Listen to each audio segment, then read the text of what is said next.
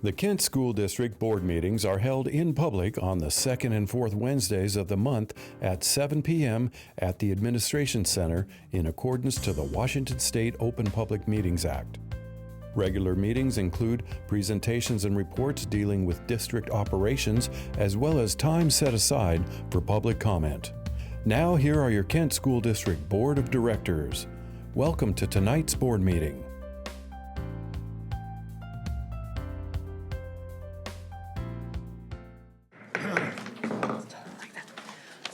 Good evening. I guess, I'm right at 7, so I just wanted to make sure. I would like to welcome you to our board meeting tonight, and we're going to start with our Pledge of Allegiance, and I've asked Dr. Apostle to please lead us in that pledge. Thank you. I pledge allegiance to the flag of the United States of America and to the republic for which it stands, one nation, under God, indivisible, with liberty and justice for all.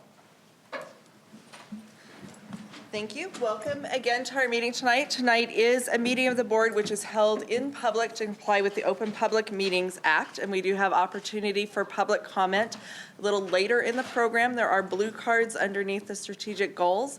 If you'd like to speak to the board, please feel free to fill one of those out and bring it up to either side of the dais. If you want to speak to an agenda item, please bring it up prior to that agenda item so that we can accommodate that at that time. And you will have 3 minutes on any of the public comment to address the board. Dr. Apostle, are there any changes to tonight's agenda? President Strauss, members of the board, and audience. There are no changes to the agenda. Wonderful. Then we will get started. And first off tonight, we have introduction of new administrators. Dr. Beeman.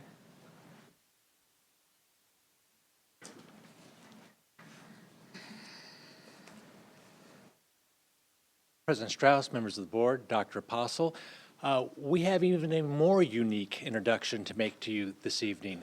Not only are we going to ask Dr. Garwe to come forward and introduce a new member of his team, but I'm going to give Dr. Garwe the opportunity to share with you what makes this individual a little bit more unique, if not a little bit more sleepy than the rest of us.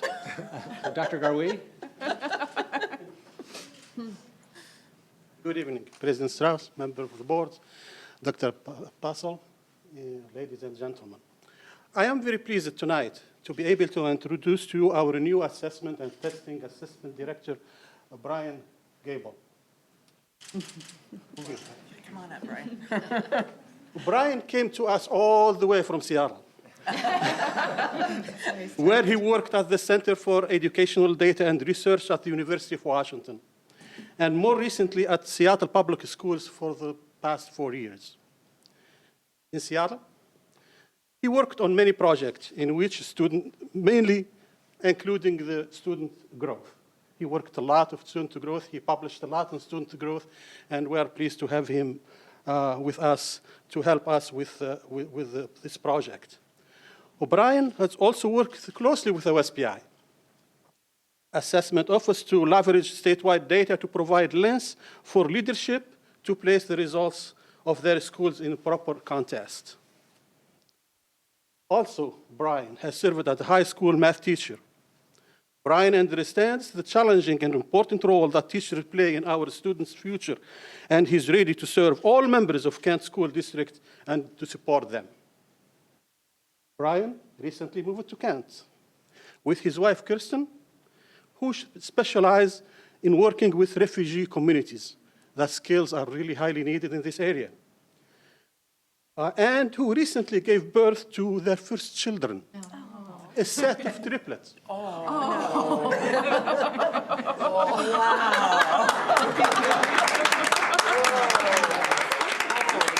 Alex, Kay, and Eva are doing well tonight. Brian worked very well in growth mother. He knows how to handle growth mother.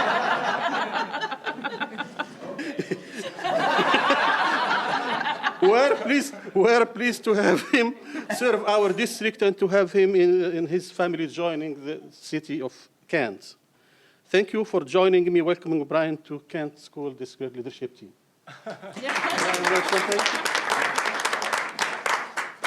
President Strauss, members of the board, Dr. Apostle, and Secretary Everett. Oh, she's not. Okay. I'm sorry. I was coached really well right before I came. It is my honor not only to be a part of the Kent School District, but also to be a part of the Kent community. My wife and I just moved here 2 weeks ago, and we're very proud to not only work for the schools in the district, but also be members of the community. And I'm very happy to be here, and I'm looking forward to serving. Thank you. Thank you. Welcome, Brian. Thank you. I have a question. Yeah. How old are the triplets? 1 week. 1 week old. So you moved, and then a week later, your wife had the babies? Oh, my Yep. goodness. They're a little earlier than expected. The strategy went awry a little bit. They came at 27 and a half weeks, so they're in the NICU.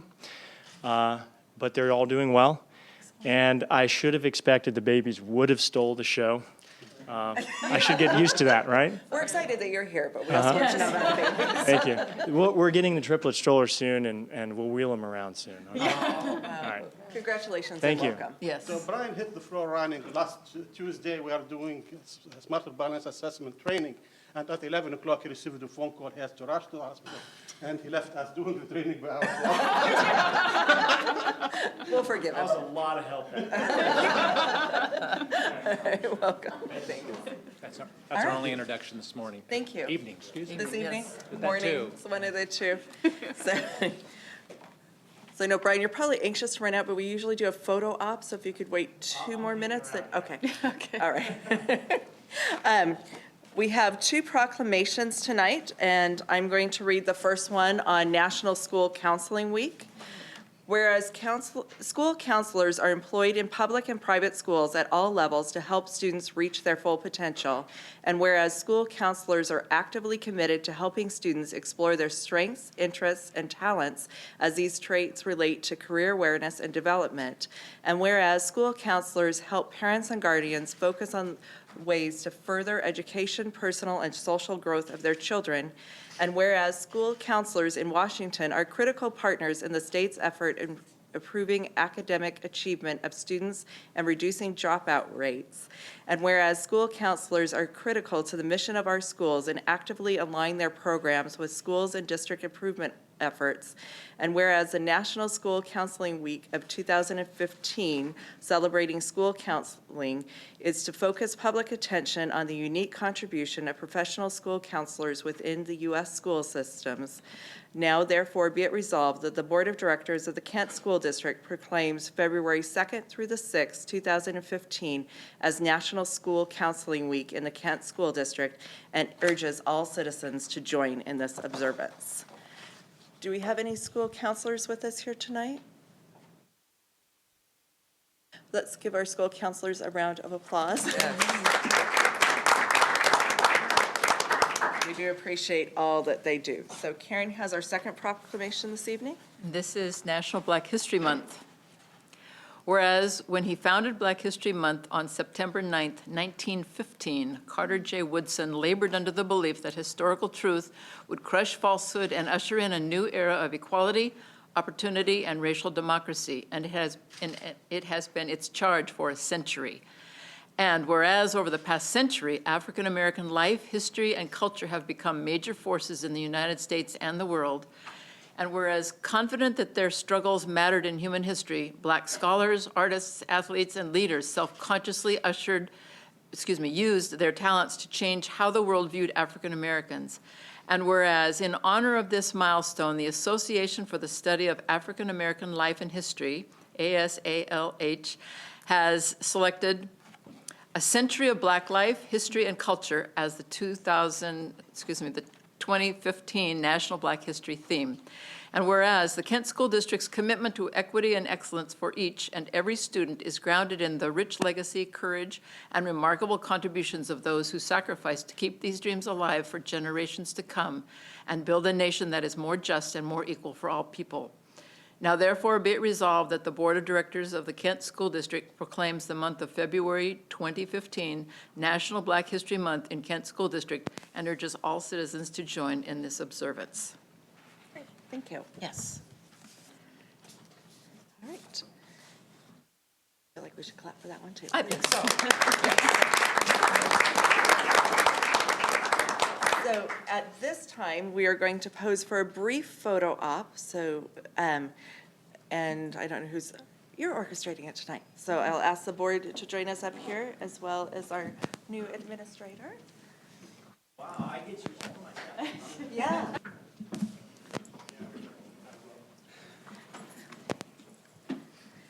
All right, so we will move on to 3.0, starting with our safety services report. Are there any questions from the board on this month's safety services report? Saying no, no, no. No, Russ, anything? Okay. Then, thank you. We will file that report, and you're off the hook tonight. So next is 3.02, school breakfast program. This was presented to us in a report. Are there any questions from the board in regards to this report? I don't have questions, but may I make some comments? Absolutely. Oh, well, I just wanted to thank Tom Ogg for putting this together with the staff, and because I had requested this information since there are bills in the legislature which are addressed in this report for districts to implement breakfast after the bill, and so it was very informative to have this. And I was able to this week, when the bills were being heard, share some of the data about our students and the small percentage, about 30% of our students that get free and reduced lunch get the breakfast when it's served, before school starts. And that at our one school where Kent Valley Early Learning Center, where it is served afterwards, it's it's almost practically 90%. It's in the high 80s. And that's pretty consistent with data in other areas too. So I was pleased to see this data and to see that we're going to be probably moving forward with piloting it. And that I hope that we'll be able to overcome sort of the barriers to it. And it looked like some grant funding would help us with that, and that the cost of making the food universally available could potentially offset the cost of making breakfast universally available, and that the universality of the breakfast is important to me, because I know that there's some stigma attached with only certain kids are getting the food and others aren't. So I like that universal approach in here. Great, thank you. Any other comments, Maya? Yes. So I know that Director Ogg did a presentation a while ago, and he presented some information that was troubling to hear, that only 15% of our kids eat breakfast every morning. And so I too was looking at the data, and I had some questions on the data, particularly because that 15% didn't show up in the information that was given to us, but it showed data only for the kids who are also having lunch, and not just those who are having breakfast. And so I wanted to make that distinction, if I'm correct in making that distinction, that only 15% of our kids eat breakfast, because that's the numbers I've been citing. It's higher than that, according to these numbers. I'm sorry? It's higher than that 15% if you look at these numbers for the weeks that he's got the data here for you. The 15% probably is the overall total. Overall. But is that for those who are also having lunch? Because that's the number I see there. It's not just for the kids who are eating breakfast, period. That 15% is just the breakfast students. Yeah. Okay. So for me, that's a big concern, and I would like to see some numbers by schools. For example, just to understand the scope of it, is it certain areas that we're seeing that in certain schools? Because I feel like the Kent Valley Early Learning Center, I don't know if we're actually following the breakfast after the bell process with that, because I think we're escorting the kids to the cafeteria, right? Whereas the breakfast after the bell, from what I understand, is in the classrooms, we're providing that It service. all depends on the delivery model we use. At Kent Valley Early Learning Center, the students go get their breakfast, take it to the classroom and eat it. That's one delivery method. Another delivery method is they come to the cafeteria and physically eat their breakfast in the cafeteria. So it all depends on how we want to do it and what works best for the school we're at. I know we've talked, Mr. Ogg and I have talked quite extensively of probably doing it, grabbing the bag and going to your classroom. The thing we want to be very careful about there is that we don't want the teaching staff to have to do any record keeping. And if we do that, then the bag that they take's got the complete breakfast. The other thing is it almost works better if it's a universal feeding program, because it's very difficult then the students who don't pay, they don't get a bag. Especially if you use the model that goes to classroom. That seems the easiest way. That poses other problems we've got to work out. He fully intends to do it next year in the 3 of the 80% schools, so they would be totally universally free for breakfast. So Maya, as a clarification, do you want Dr. Postle to look further into across the district, how many of our students are participating in breakfast? Yeah, I just saw that it's the top 3 free reduced lunch elementary schools, and I know our middle schools are really hurting as well. And that I know Director Ogg showed me there's a spreadsheet of each individual schools and the severity of it. But I guess, I'm trying to understand, like, would a grab-and-go option at the high school work differently than, elementary? Because there are 3 different ways of doing it, and from what I understand, it depends on the type of school it is. Depends on the age of the school. The high school one, if you do it at the high school, the best method, because it's been done before, is that you have a breakfast break in the school day, which then creates scheduling problems as far as the time of the school and that. There's 2 important things with the bill and the legislature that I think you as a board need to know. One is we need to be sure that the time we do the breakfast after the bell counts as instructional time, and we don't have to add time to the school day. The second thing is that the state will fund it. We get federal funding and state funding, and if the state doesn't fund it, it's going to come up short. Okay, so we need to make a decision on this when? And it would be a decision that Mr. Ogg would make depending on where we put it and how we do it. I do have one question. So it says a recommendation is that breakfast would be universally free. So for those that are free or reduced, it'd be free. Yes. And so you have the option of reduced to charge them? No. If it's universal free meal, reduced, free meal, and pay are all free. Yeah. And the USDA requirements say it has to be 80% or more, and the whole school then is universally free.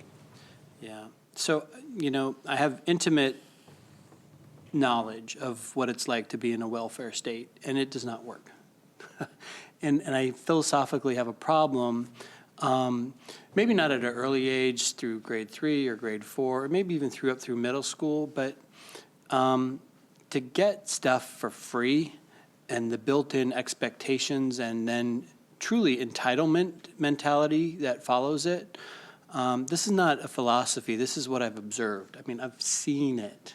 And welfare states are bad, really, really bad. And I just philosophically,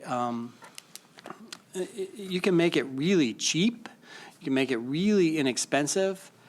But I'm just not a big fan of free stuff, because that, to me, doesn't teach accountability, responsibility, and things.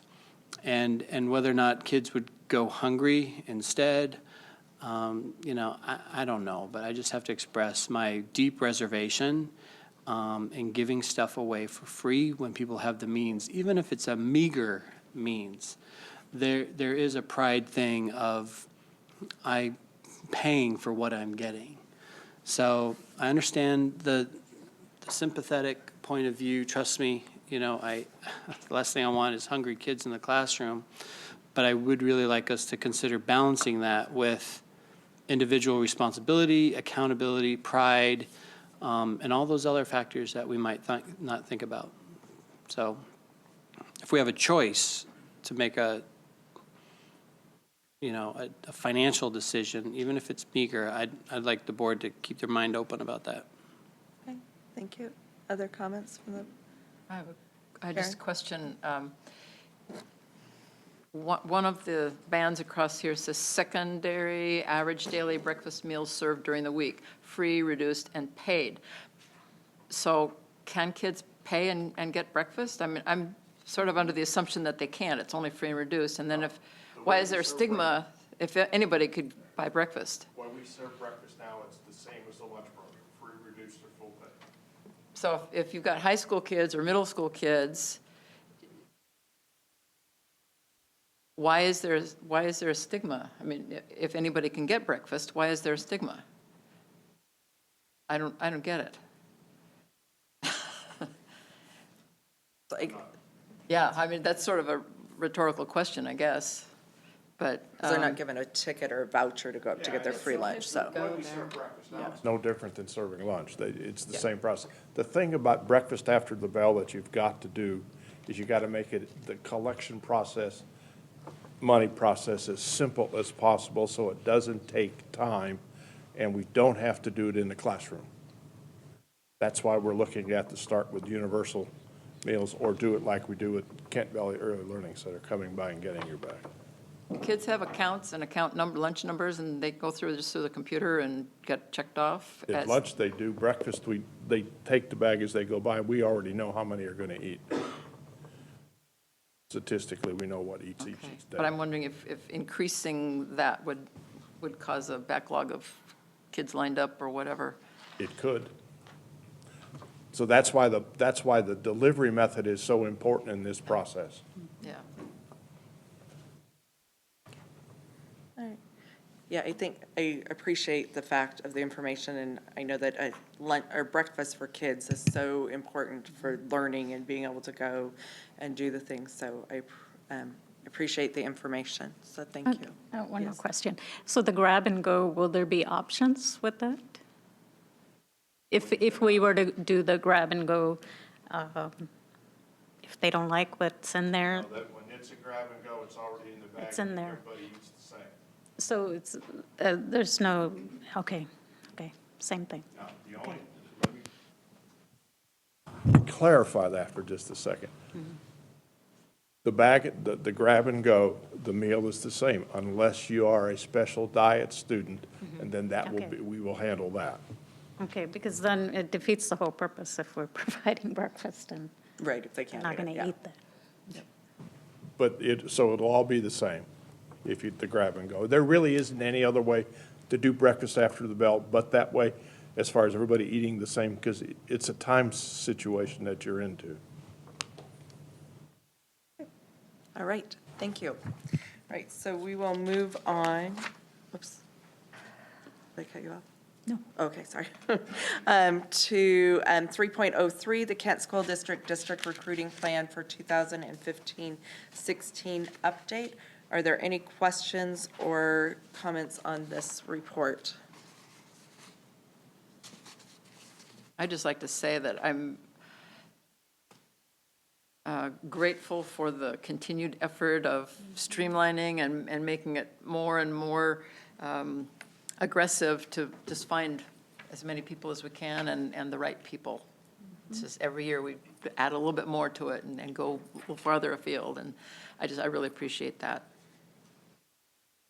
So I just wanted to add, same thing, I think there's been tremendous work, and thank you so much. I know it was probably the most difficult year for recruiting. I was hoping to see also a section on retention and what our plans are to talk about retention. Are we doing customer service surveys, exit interviews? Can we incorporate that into the recruitment plan? All right, anything else? I did appreciate all the details in this report. I know in the past we've done a board presentation, but I actually found I gathered a lot more information from all the information that was in here. So thank you for that presentation that way. All right. Wait, no. Oops, sorry. I was waiting. Oh, okay, sorry. So what's the recruiting budget, like the travel budget? Like, do you have a ballpark on what we spend going out to all these different sites? First, before I answer that question, to the best of my ability, I just want to give credit where credit is due. And I noticed when some of you were board members, when you were making your comments, you were looking in the direction of a couple of people in their audience. And I appreciate that because Mariah Martin, our Executive Director of Human Resources, and particularly Matt Gerard, our Assistant Director of Recruitment and Diversity, have worked very, very hard on your behalf to bring greater diversity and to do early hiring. So I appreciate you recognizing that even by your eyesight, so thank you. Specific to your question, Director Hanscom, we do have a budget in human resources within the division, and we operate within that budget. I don't have the number with me this evening that shows exactly how much we focus on recruitment in and of itself, but we'd be happy to provide that for you. Okay. Yeah, I'd like to see that. And my point is that it's a lot cheaper to retain than to go get. And frankly speaking, I don't know if I'm paying better attention or if the report is that much better. But in my 4 years, this is a report that I can finally feel like really super good about. Because frankly, I think we have fallen short, especially when I first got on the board, in recruiting teachers that look like our students. And so this is really, really very impressive. I'm very happy. I actually read it all today. And like I said, I don't know if I'm paying more attention or this truly is. I'm pretty sure I paid pretty close attention because of my dissatisfaction in the past. So I really feel like our energies are very focused and intentional and somewhat risky. But I'm okay with that because at least we're trying new stuff and going new places. And I just am extraordinarily pleased with our recruitment plan. Thank you. Thank you. Thank you. All right. So next, we are actually going to have a public hearing. So at this time, I'm going to recess the board meeting for a public hearing to receive comments on the property advisability of selling the former Panther Lake Elementary School property located at 20813 108th Avenue Southeast in Kent. Any person wishing to submit written or spoken comments for or against the proposed sale of the real property may do so at this time. Are there any comments?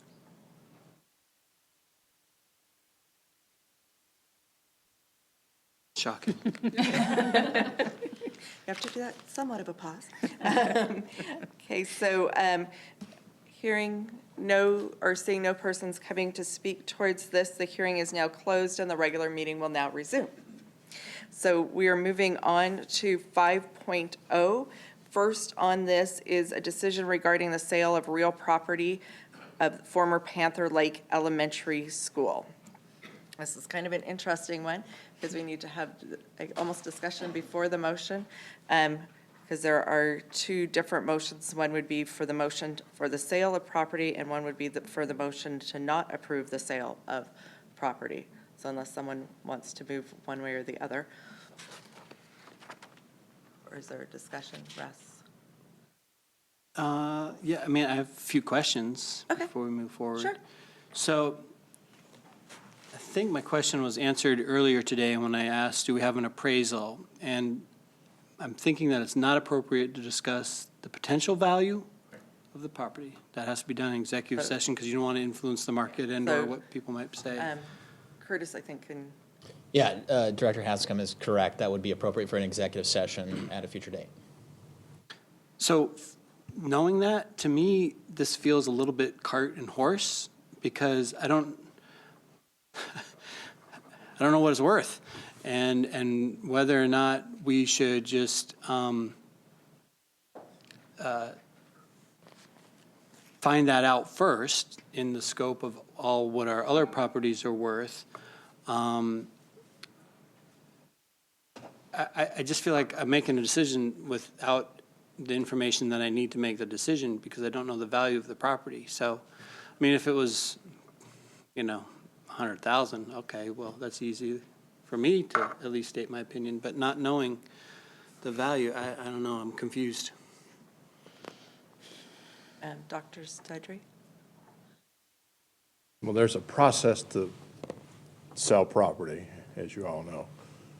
The first thing is you have to declare the property surplus. And the Board of Education, several years ago, when you got ready to build New Panther Lake, you declared, the board did, that school property as surplus, that you don't need it anymore. And the other caveat with that is remember, that's one of those pieces of property you signed to say you would never use it for educational purposes. You already taken that step. The second step is to publish a hearing or publish a notice in the paper twice that you are considering selling the property, and that's what you've done here. The next decision then is for this board to make the decision to sell the property. You don't have to set the price of the property, but you need to say, go ahead and sell the property. Then there is another hearing that we will publish if that's the decision of the board that says the board's going to sell the property, and there's a 45-day grace period in there where you can't do anything, and then you're ready to go and sell it. So right now, we're just asking you to to give approval to sell the property so we can publish that notice. We will come back to you at the next board meeting in executive session and talk about the price for that piece of property. So if we say that if we vote to sell Panther Lake, Old Panther Lake, we can put it on hold for any amount of time or not? If you give, If, like Russ is saying, if the appraisal comes back and we're not satisfied with that, can we just let it ride for a while? if you give approval to sell the property, we bring you the appraisal, you want another appraisal, we can go out and get the appraisal, still leave the motion where it was. That doesn't mean that we have to start the realtor selling the property. We can hold off. Okay. But there's a lifespan to that market appraisal too. We have to be careful about that. After so many, so long, it's no longer than you got to go back and do it again. But why didn't we have an executive session first to see what the value is before this? We just decided to do it this way instead? I don't, We had other matters to take care of this earlier tonight, and we didn't want to commingle both. Right, okay. We had no, we didn't understand exactly how much time we would need, and we took nearly the entire hour on another topic. Okay, so Maya, do you have a question or a comment or? No, I guess if there's no argument about not wanting to sell the property, then it doesn't hurt us to say, okay, sell the property, but we wait to hear about the appraisal. now you'll set the price later. Yeah. Once you see the appraisal. So I'm willing to make a motion if that would be Okay. appropriate. Okay, So wait a second. I think Russ has got a question first. Yeah, no, I mean, I don't know, if I'm selling my own house, I'm going to get an appraisal. I'm going to say, hey, this really works good, let's put our house on the market. But in this process, I'm talking to my wife and say, well, let's put the for sale sign up and let's start that whole, let's do it and figure out how much we're going to get later. And I guess we don't have to accept an offer, but it feels like. Let me go back one more step that we did as a board. We had a tour of the property in August. Then the next meeting, there were 6 properties you made a motion as a board to sell. Yeah, Those 6 properties included Old Panther Lake. yeah, I understand all that. So we're starting the process now. You can have as many appraisals done as you want once you see what we have already. Yeah, but I know how the the horse is out of the barn, the train's down the track, and momentum gets built, and I don't like when I'm feeling like, well, I'm part of a decision that is, the train's down the track, we're chugging, we said we'd sell it, but we don't really like the appraisal, but we said we'd sell it. At some point, can we change our mind and just say, Absolutely. all right? Absolutely, yeah. Because, I'll just tell you frankly, I'm reluctant right now, because I feel like we could get more bang for our buck.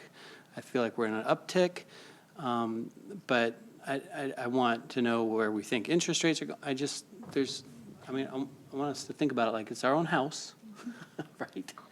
And mom and dad, family, whatever. The way I'm looking at it, if I decide that we would sell it, I'm not saying I want to sell it tomorrow. I'm saying, yes, we want to sell it, and then we'll get that other information, figure out, yes, we could sell it now at this price. Or we Okay, would as long wait as we have longer. thoughtful pause and Yes. process, And that the horse is out of the barn, the train's down the tracks, and, well, this is, and you know, there's market excitement, and we get caught up. So Dr. Cedric, Well, the train's not down the track. The engine's steaming and heating up, though. But there are other specific statutes on what you have to do as a board when you get ready to sell it. If you set a price here, and the appraised market value is here, you can take no less than 10% of that appraised market value. And if you don't get that, then there's another process where you have to go back through and start the process again with public hearings. So by doing what you're doing now is you're giving notice you're going to sell it. We will bring to you at the next board meeting, and it is an executive session matter of discussing the price that we wish to set on all the property. We can move forward then. We already have the broker ready to go. They can't do anything for 45 days after we publish the notice. So I think there's plenty of time for you to decide where we're going with this. The other thing I will remind you of, we've spent 5 years getting to this point or 6 years with Old Panther Lake and a little acre. Yeah, no, I remember. okay. All right, so Agda, I think you said you had Oh, a yes, motion? I was moving that the Board of Directors sell the former Panther Lake Elementary School. I'll second that. Okay, and do I need to read the whole legal description just so that we have it on record? Are we okay? Okay. Okay, so we have a motion on the table that has been moved and seconded. Is there any further discussion on the motion? Okay. Hearing none, I will call for the vote. All those in favor of the motion on the table, please say aye. Aye. Any opposed? Thank you. Motion passes. Good discussion. Next is 5.02. This is on early hiring of certificated staff. I'm asking for a motion to approve the Human Resources Director's offering letters of intent or unassigned contracts to candidates. So moved. Is there a second? I'll second that. Is there any further discussion on this topic? Okay. Hearing none, I will call for the motion. All those in favor, please say aye. Aye. Aye. Any opposed? Thank you. Next is 5.03. I'm asking for a motion to approve the revised policy 3142, visiting foreign students for visiting foreign students. So moved. Is there a second? I'll second that. Is there any discussion? Yes, just, I'm happy to recognize Ms. Ito here, and I'm very much in favor of this. I just wanted to make a minor adjustment that I saw. We may want to change one of the languages here. It says change to Kent High Schools, and if we're talking about Covington, Kentwood, that would be Covington. So maybe change that language to Kent School District High Schools. And that's the only minor change. Okay, thank you. All right. Any other discussion? Right, so all those in favor of the motion, please say aye. With the, With the minor We okay with the Kent School District. Kent School District? Do we need to change the motion to be able to put that in there? What was the language you just used? I think you do need to reflect the changes. Okay, so to approve the motion of revised policy 3142, foreign student policy with Kent school districts in place of Kent schools.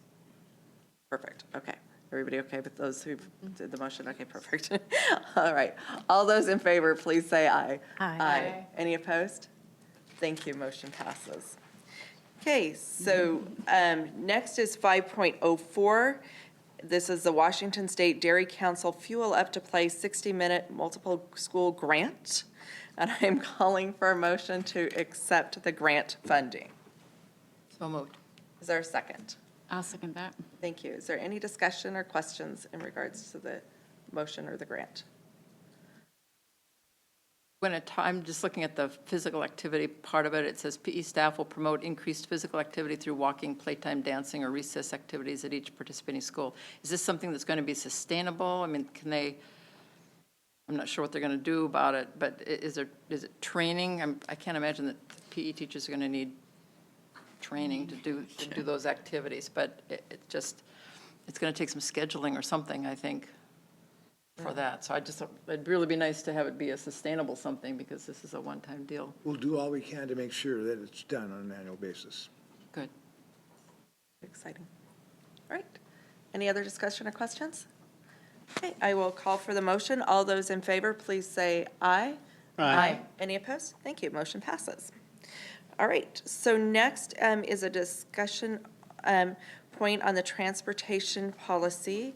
We had a request to revisit the transportation policy regarding walking distances, and on by your stations or your seats, or there is some information that the staff provided in regards to the current districts around us, the roadmap districts, how they are doing all their transportation.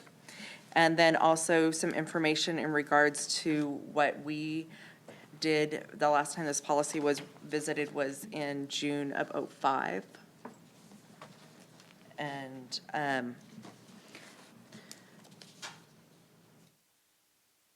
so the purpose of the discussion would be if we wanted our staff to revisit the transportation policy.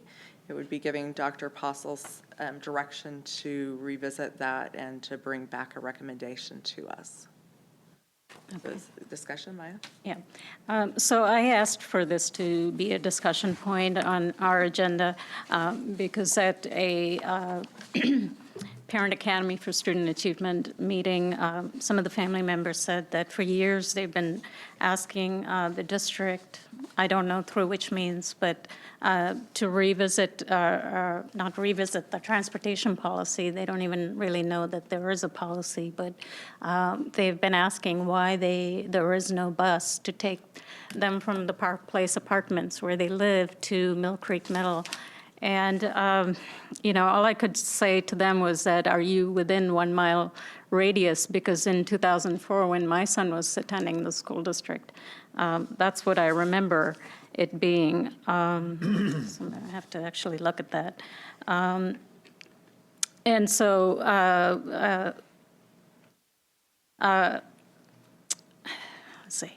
So I brought this up to Dr. Chedri, who did some research and gave me the policy, our policy on transportation, and it looks like we're following 1.7 miles for our middle schoolers and 2 miles for high schoolers.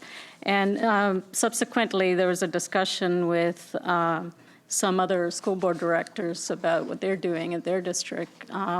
And our Washington, our WAC says that we're to follow a 1 mile radius rule as a standard. And so the question is, the question is for the staff, is when did this change from a 1 mile radius?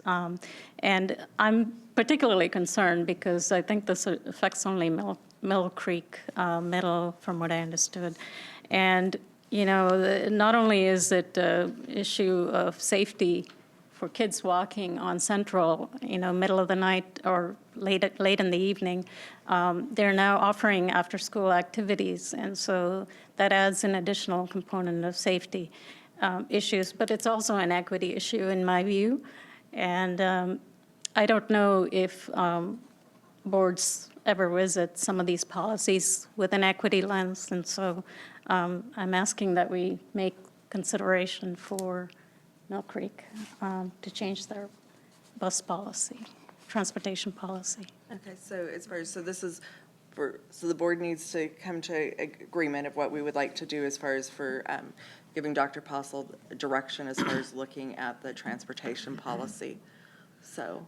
President Strauss, I'd like to add, should the board decide to direct the superintendent to look at a feasibility study to address the Mill Creek parents' concerns with regard to transportation, I want to remind the board that we have several other areas throughout the district where students are not receiving currently transportation to and from school. We would do our very best to provide the board an update on the associated costs with an expanded service. Be happy to do that if the board chooses to provide me that direction, and we can come back at a later date with that information. But we wouldn't identify just the Mill Creek location. There are several other areas that have similar situations with the middle school transportation. Okay, can I ask, also in those situations, how,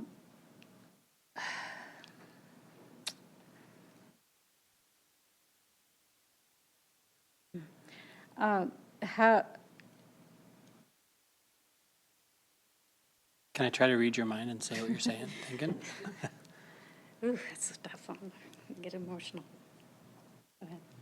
So, you know, from my perspective, I concur with Maya quite strongly, only because of my experience with Mill Creek. My kids walk there, it's really dangerous. There's no sidewalk. If my kids were to use a sidewalk, they'd probably have to add a half a mile, which would put them, you know, probably outside of the 1 3/4 miles. And I just did the math, we're 1.1 from Mill Creek. So there's not necessarily a one-size-fits-all in all the schools. You have to look at sidewalks, lighting. The lighting is horrible around Kent Elementary and along Mill Creek. I mean, James Street is a really hazardous street for kids to walk on. It just flat out is. There's tons of accidents. There's tons of accidents on my intersection and then the intersection right by East Hill, in fact. So it makes economic sense where there's low-income apartments, where there's safety concerns, I think that should, I mean, I'd like the motion to be, we need to revisit our transportation policy.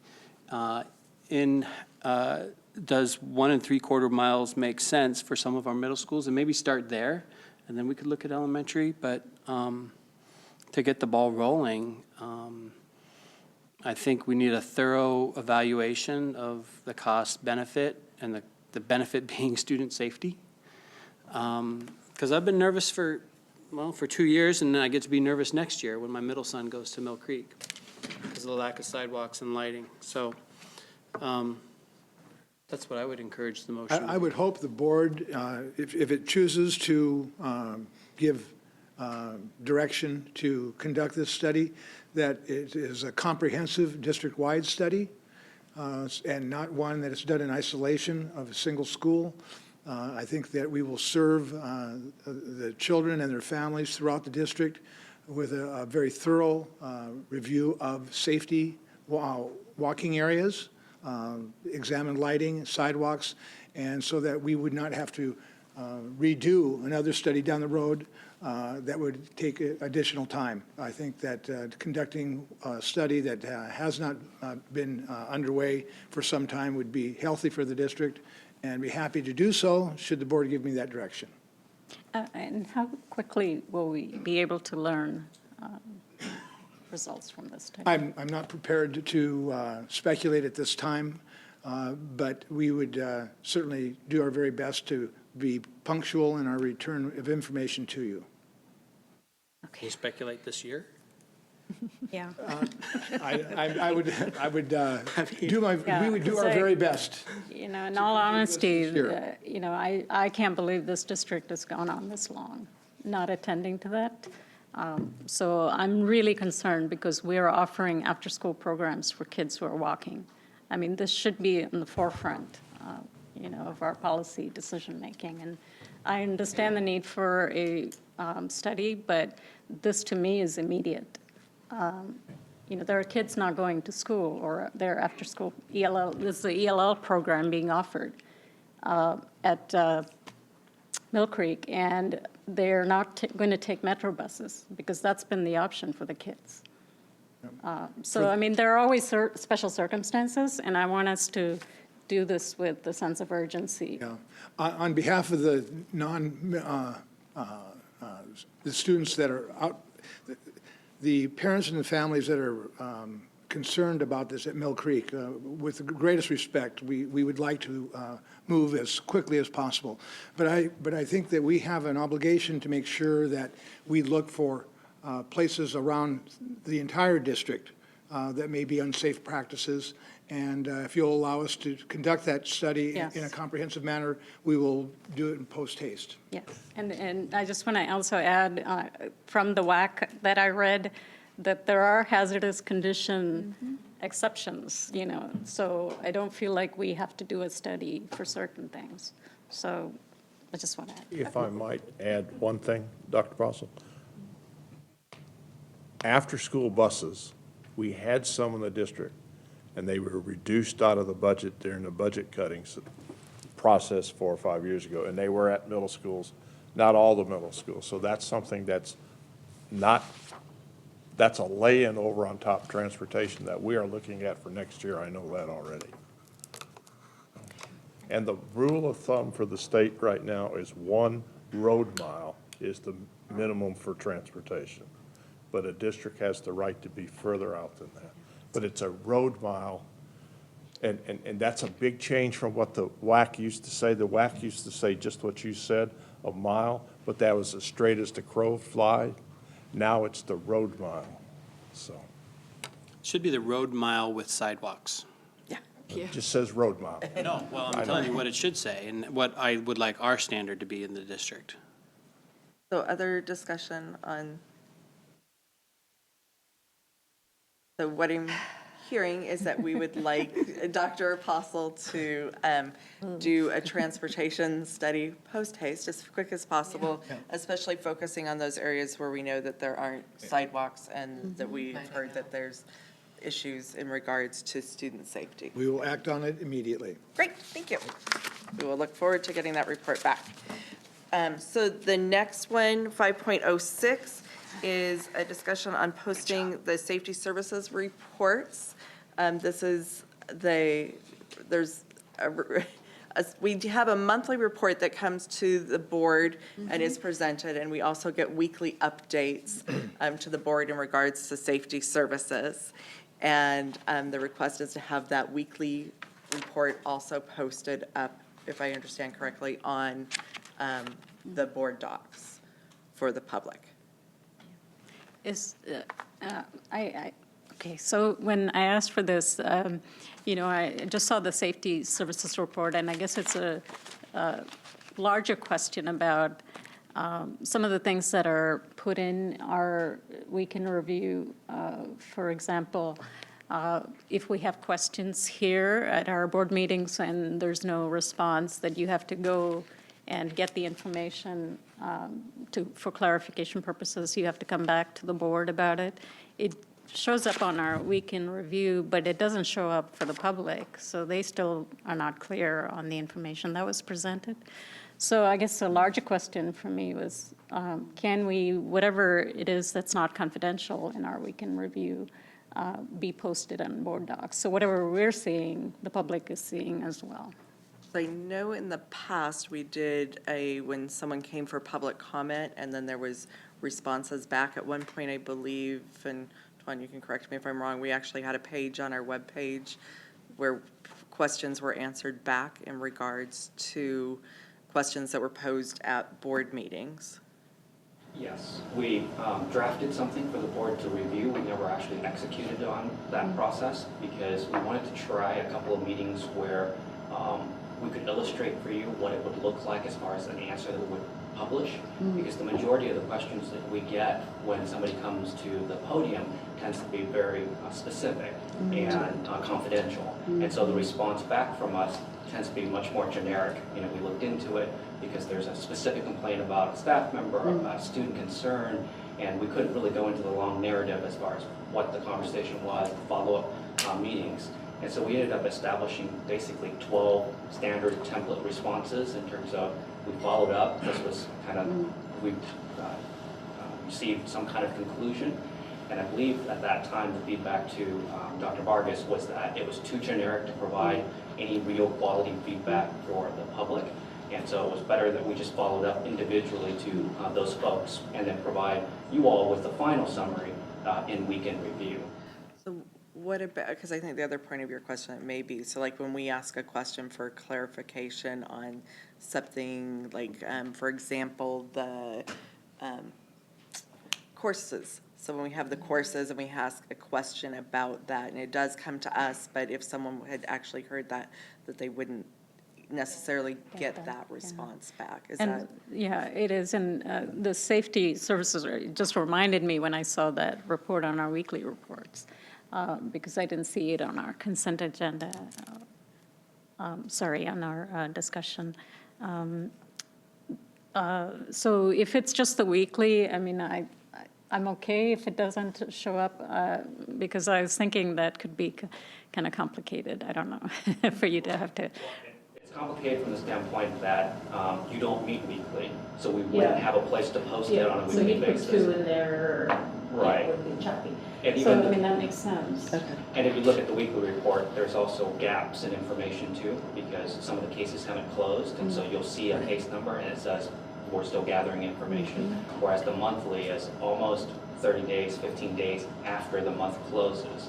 So we had enough time to ensure that all of those cases have wrapped up so that you get a final conclusion on those items.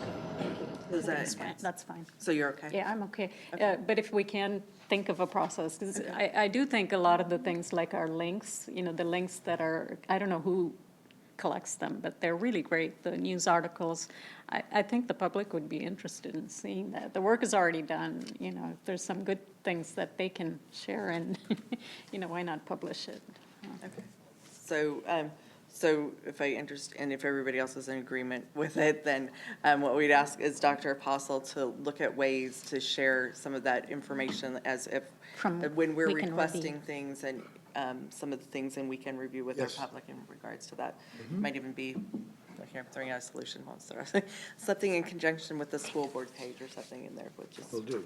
Okay, great. Wonderful, thank you. All right, so next on the agenda is the consent agenda for tonight. Is there anything anyone would like to pull from tonight's consent agenda? Anyone? The only, this is a picky little thing, and I sent it to Kathy not knowing that she was gone. Oh. But the travel authorization for the Cambridge band to go to Victoria, the dates are wrong on that. We had a typo. Yes. You brought it to our attention. Yes, Yeah. and, okay, but it's not fixed in here, but as long as it's, okay. Yeah, it says May 16th to May 28th, and I know that it's the 18th. Oh, Because I've been on that trip before, many, many eons ago, in another universe. It was a real long trip. Yeah. And it's correct, though, on the authorization itself, correct? I don't think so. I think that's why I did. Okay, so do you want to hold? I'll change. Okay, is that okay? All right. Okay, you all right with that? Yeah, yeah. Okay, I just want to make anything sure we else didn't. anyone wanted pulled? Yes, Maya? Yes, 6.01 minutes. 6.01 minutes, okay. So I have 2 corrections.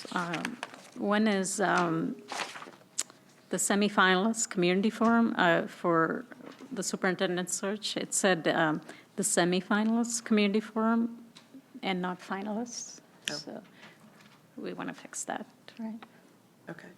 Should be finalists. Finalists, yeah. Yeah. And then also, on my comments at the end for the strategic planning process, I wasn't suggesting that we have a small group that's part of the strategic planning process, but a small group look into the communication audit and look for patterns that are arising out of that. So I just wanted to clarify that. So have we pulled it from the? That's what I'm not sure. We're all. So did you want it pulled?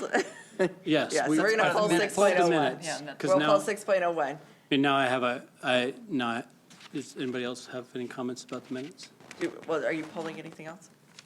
No, it's about the minutes. Okay, so I'm going to vote on consent agenda, and then we'll go back to minutes. Sounds good. Okay? So,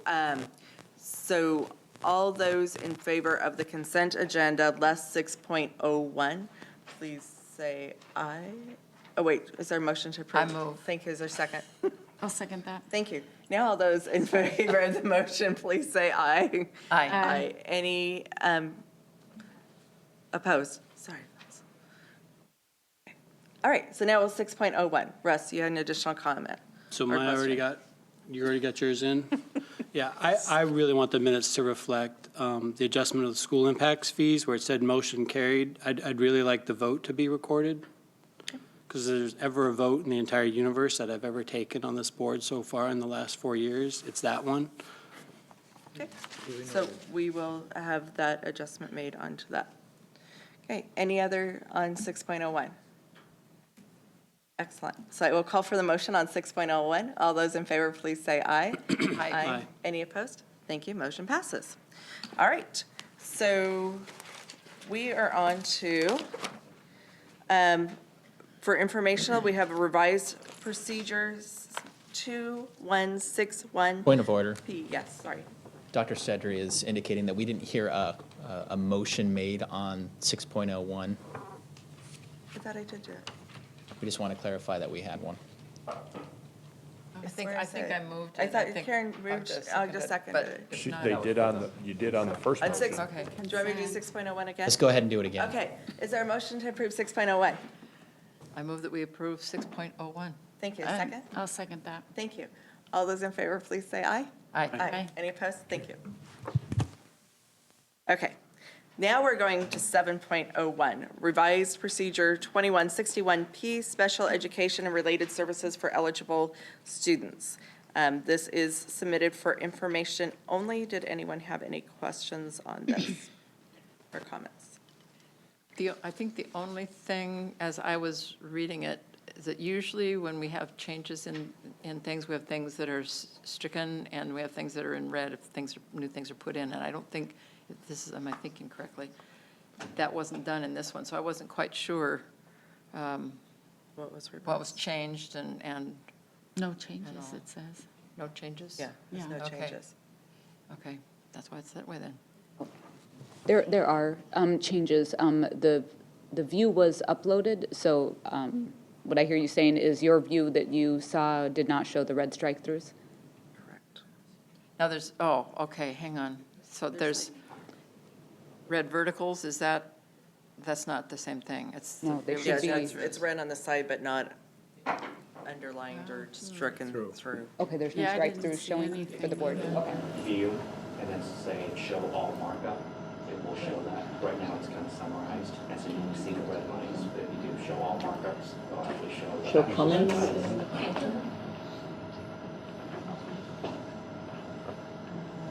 You open up the document, Yeah. and then go up to view,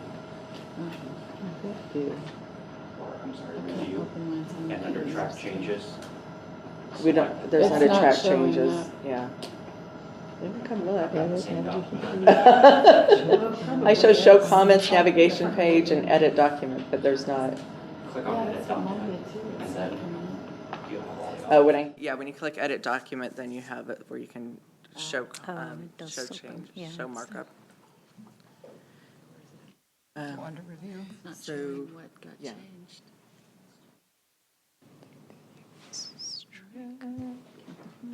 So track changes. Yeah, and show markup, I think I'll do it. Okay, so Try that view and show markup. I know that this is just for the board to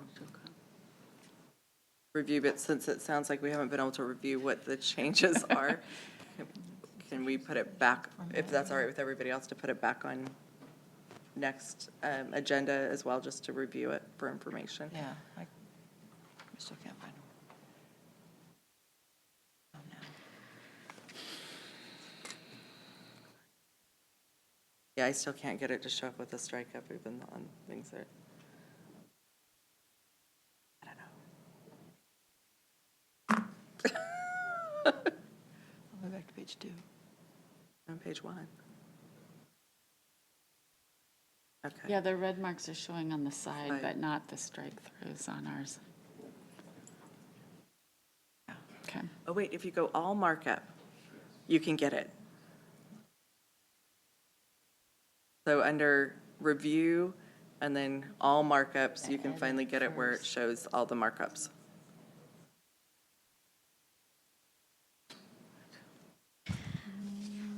Nothing on page 2.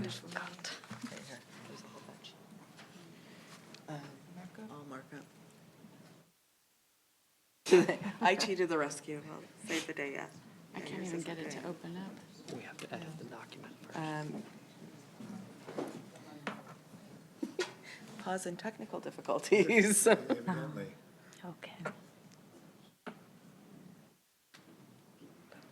you go, and then you can see the strike. Yeah, I just did that on hers and did the same thing. I wasn't even able to open the document.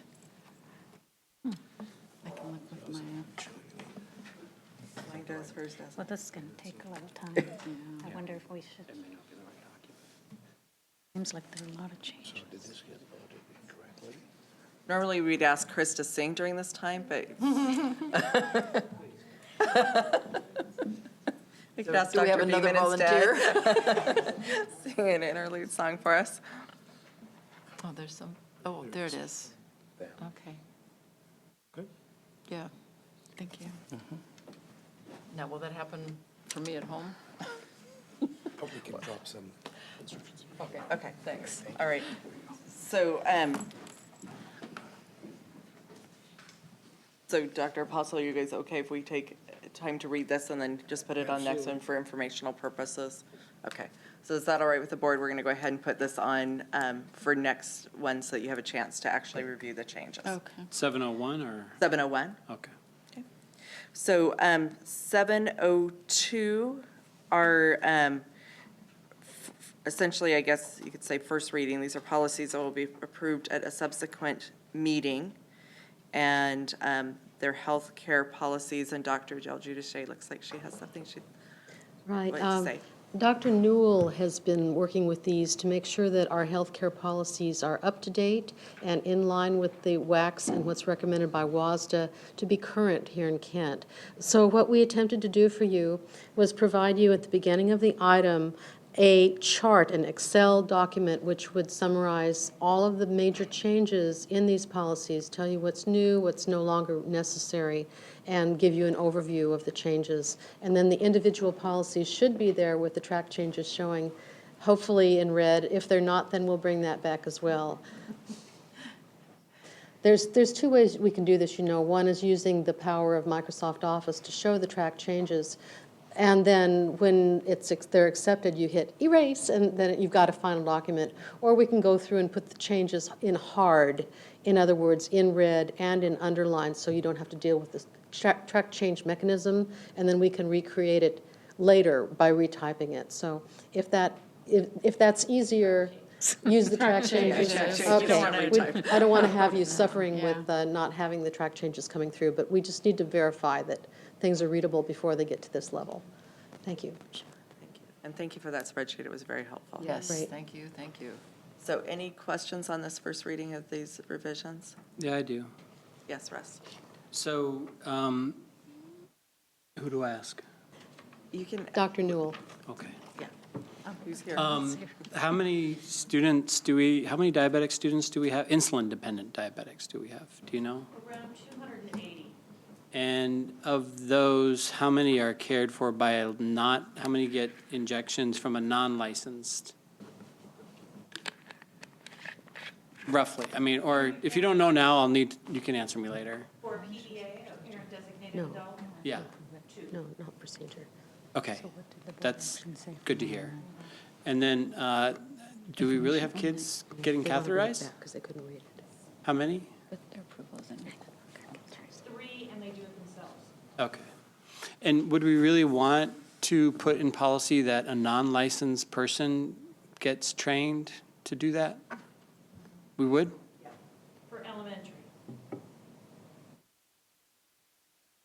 As they age, we teach them how to do it themselves. Yeah, I know. I just have concerns that non-licensed personnel are doing catheterizations. Doing insulin injections is one thing, catheterizations and risk for infection and all that. All right, I mean, just because we can, I don't think we necessarily should, but if it's such a small number, then I trust you.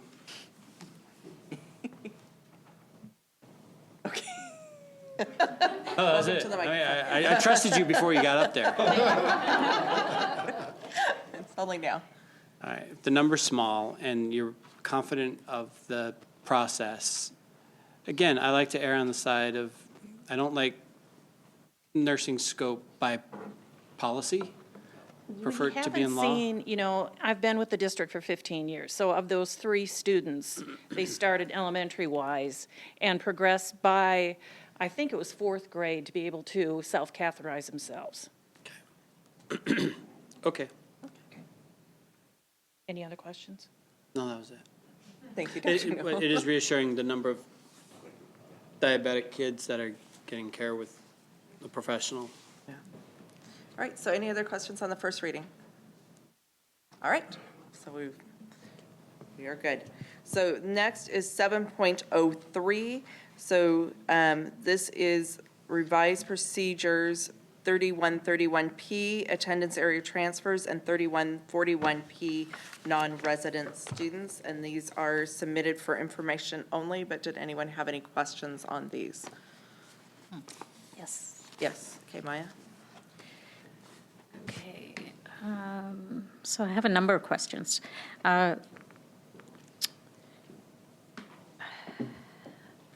Yeah, I wanted to ask, and this is information that I'm sure will have to come back to us. You won't have it offhand, but number of kids who are waivered or transferred out of Kent into Auburn Mountain View High School, and Arthur Jacobson. How many kids? I don't know if Auburn still does waivers or not.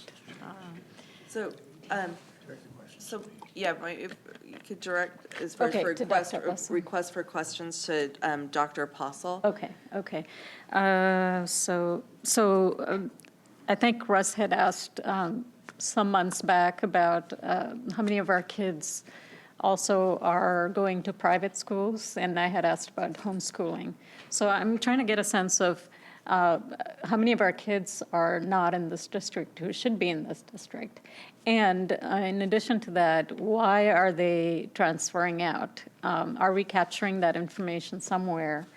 And can we take a look at that for the purposes of not just for the board to know, but also our strategic plan, incorporating that information, because I have personal experience with that. I took my son out and put him in Auburn for a specific reason. So I'm interested in hearing why parents choose to do that. We will come back with information related to the number of homeschool students, the number of students that transfer out of the district, the number of students that transfer into the district, and we'll try to capture the reasons for that too. doing so. Okay, Okay. great, thank you. Thank you. Any other? I just Dr. had a clarifying question. I'm wondering, well, let's see. Well, my question is what is the process? Is it different than this, which I'm thinking it is, if a student wants to go to one of our academies? Is that policy and procedure different, or would that be following this? Okay, we can follow up on that as well. Okay. Any other questions? Okay, great. good questions. So Okay, we'll look thank forward you. to getting that back to Dr. Fossil. So, next, I have communication from the audience, and I have not received any cards, so I just want to verify. Oh, you do have one, okay. So I haven't received any, so.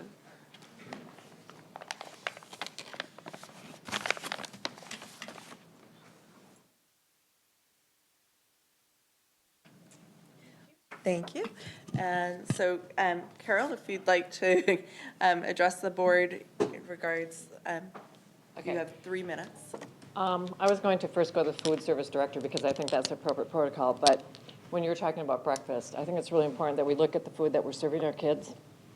I teach at Mill Creek Middle School, and I go in the cafeteria in the morning, and they have their cinnamon rolls with the frosting on it. It's whole wheat, so it does meet the guidelines, but if you take that away, they will eat the cereal, the juice, the milk, and the fruit, or the breakfast sandwich. So I think we need to start looking at what we're serving our kids, because it's very unhealthy, and as a teacher, you see that spike, they get the high and then they get the low.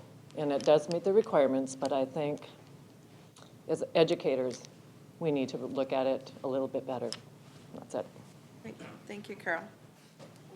Okay. I don't believe I have any other cards, so one last call.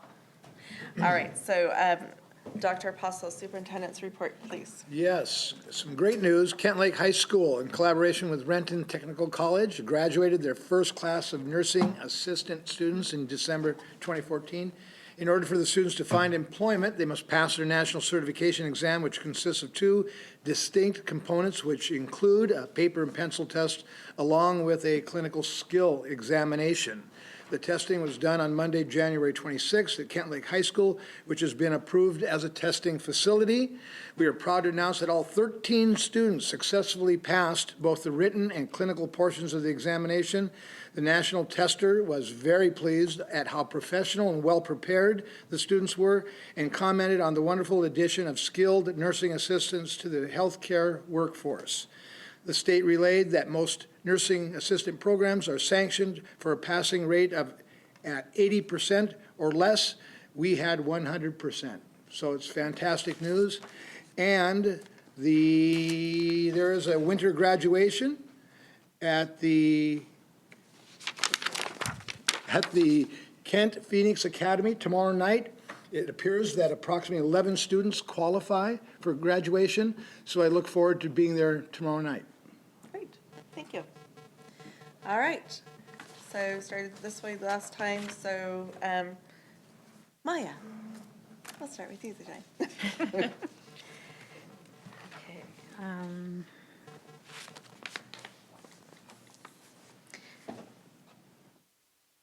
Okay, so on the 16th of this month, I met with several Kent School District staff members, Dr. Decker,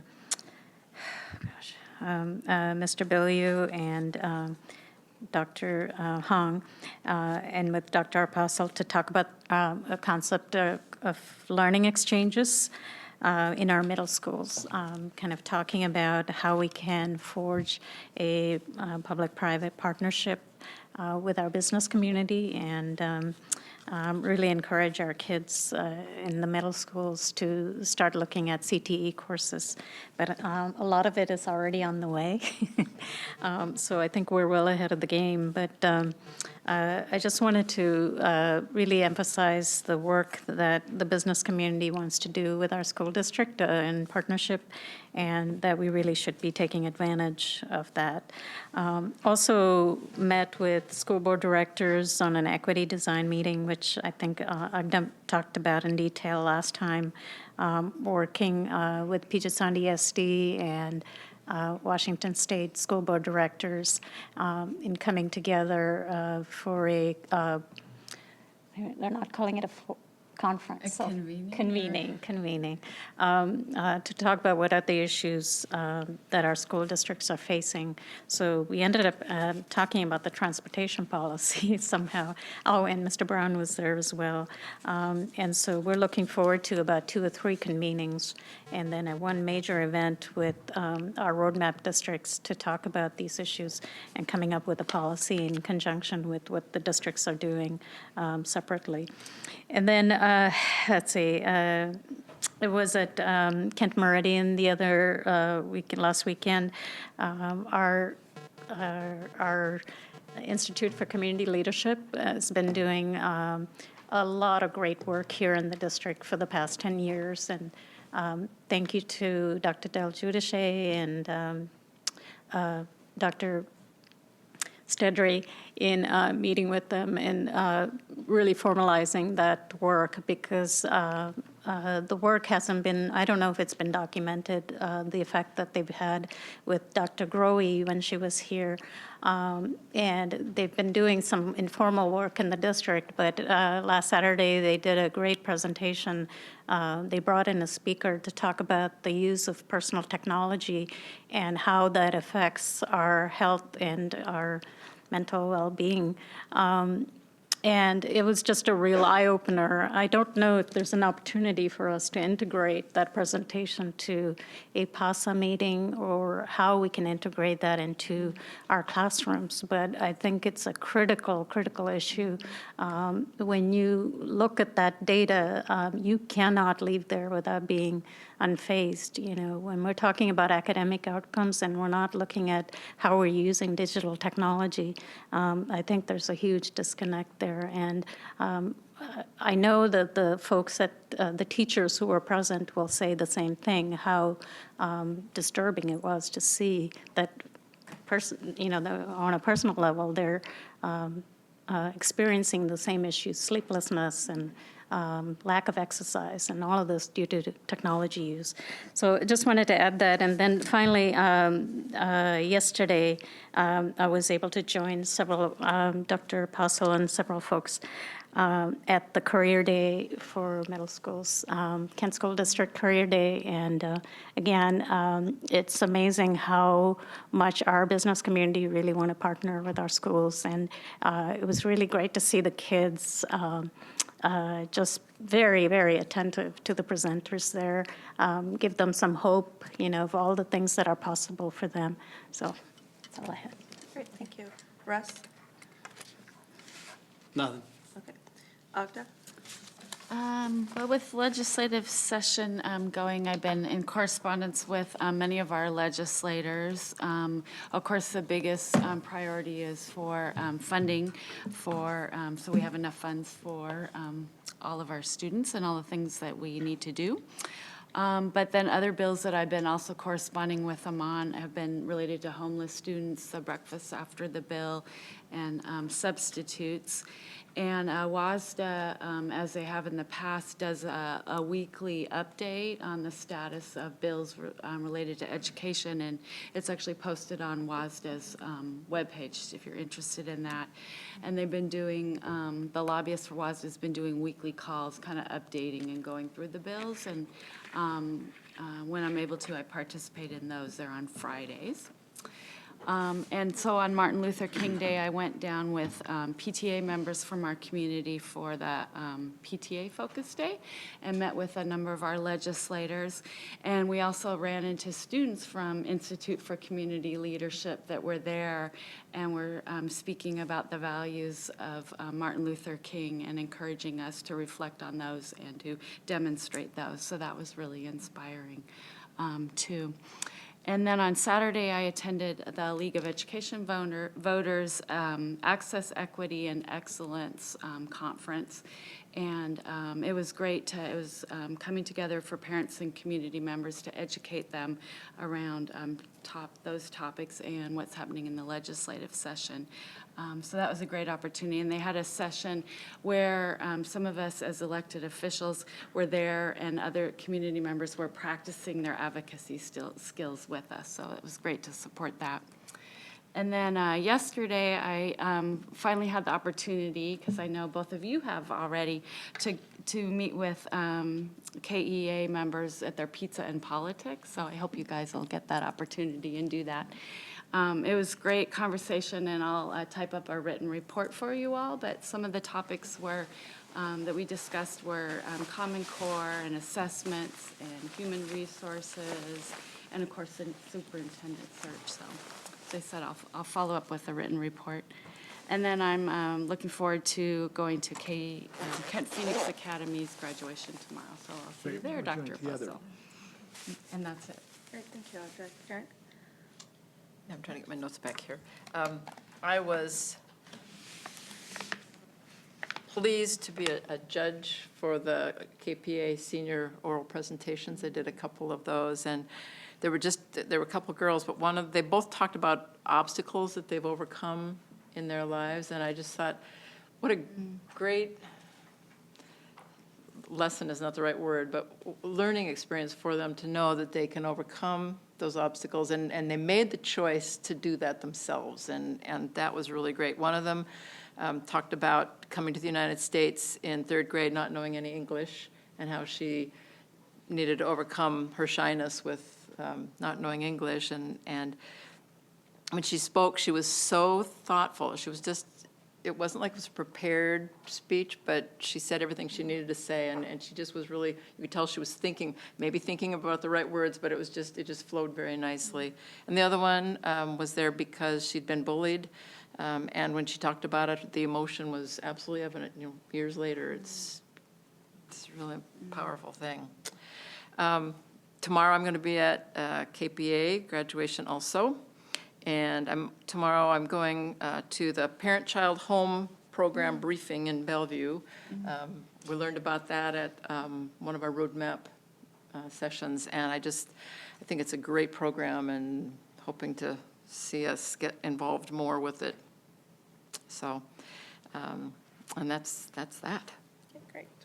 So I had the opportunity to go Monday night, I almost said last night, to get my nights confused, to the KAC's reflection program.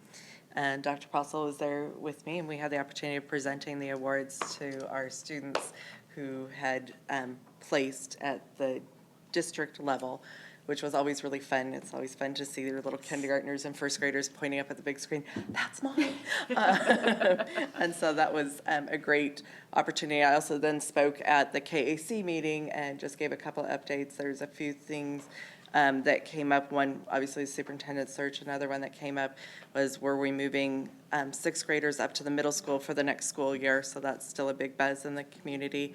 And I can't remember the others. But anyway, so just a few things I was able to answer for there. And then last night I was at the Kent Schools Foundation meeting. We had another meeting. The foundation is starting to roll, which is good. We are still looking for community members who are interested in helping us out with the foundation. And so we're finalizing some marketing material to be able to hand out to people, but we are looking to get a more diverse group into that. So if you know of people that might be interested in helping with the foundation, please let myself or Russ know as well. And then I too am planning on attending KPA's graduation tomorrow night. Looking forward to that. And I had a couple of things that I needed to bring up really quick. One is we have had a request for some listening sessions with KEA. And so I needed to know who all was interested, and then I will work on, we can only have 2 of us at a meeting at a time, but so what we've done in the past is the 2 that go, then we'll take notes and bring it back and share with the board. It's truly just a listening session where you're just kind of listening. My one thing along with that is I would like to also see us open that up to more groups than just KEA. So just wanted to get your thoughts, feelings. If you're interested in being part of that, let me know. So I told Cindy I'd get back to her on that one. They had a few dates. And then I'd also like to see about us scheduling something else that's a little more public. I know we also have the road show coming up for budget, that we'll have some dates on that as well. So, and then we also Ray and Associates has requested a meeting with the board just to go over our calendar for the next couple of months as to finalize dates so we can get that information out. So I have asked Kathy if she can please help us try and coordinate some things. So you'll see a request for a date to come out on that. I think most of our Wednesday nights are getting, I'll see if we can fit it in like before a meeting on a Wednesday. If not, it may have to be another night. So, but we need to have that fairly soon.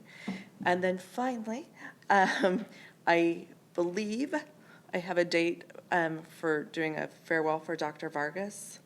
So I need to work desperately with some people here. I talked to Dr. Apostle about it earlier, but I did hear back that he will be in town on February 6th, which is a Friday, and so looking for late afternoon. So there will be more details coming out of that very soon. Right here, So, it'll be celebrated. yeah, it will be in this room, just a celebration. So you'll see lots more on that in the next couple of days, obviously, since it's so close. But so, and I think that is all that I had. So if you can get back to me on the other things, that would be great.